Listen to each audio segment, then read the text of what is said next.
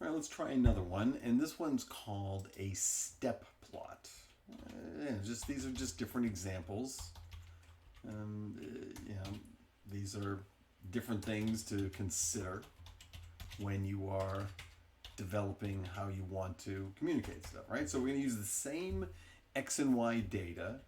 So we're going to use the same X and Y data that we had up here in our bar chart, but here we're going to create a step plot, all right? So we're going to use the same X and Y data as the bar chart,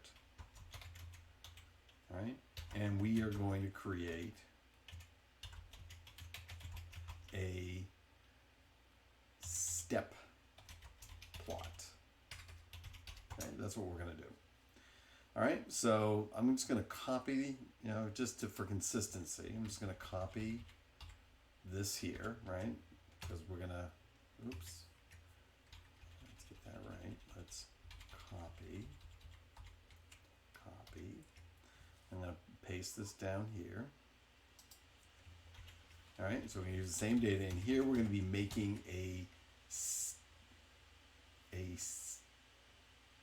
sorry, I said step plot. I'm talking about stem plot.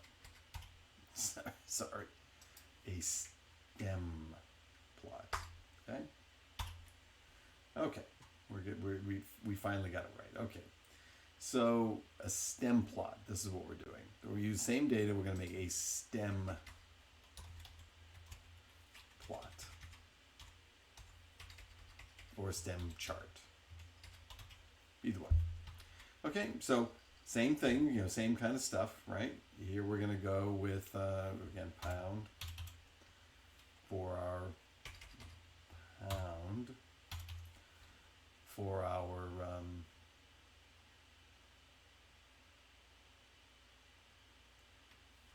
cell. And we're going to always start the same thing, right? It's fig AX equals PLT dot subplots, right? AX, and the function is called a stem. And what we're going to do is we're going to do a stem for X and Y. And guess what? All of the AX set and the plot show, all the same. So I'm just going to copy and paste that instead of retyping it again. So now we have our same data. I'll run that again. And now we're going to run this stem plot just to see, it's the same data as this. It's just a different way of representing it. So let's take a look at this. Okay, so that's our stem plot. It's really not that crazy. So now let's do this, right? We'll take the same, so this is stem plots and step plots, right? I'm going to combine these, right? So the step plot, same thing. We're going to use the same, we can create stem plots and step plots. So we're going to use the same data, but now let's make I'm going to copy all that, and now we're going to do it. This is going to be making the step plot. And you probably can figure out exactly what needs to change just by what we've done so far, right? Instead of stem, it's step, and I'm also going to add in here a line width. And I'm going to make that equal to 2.5.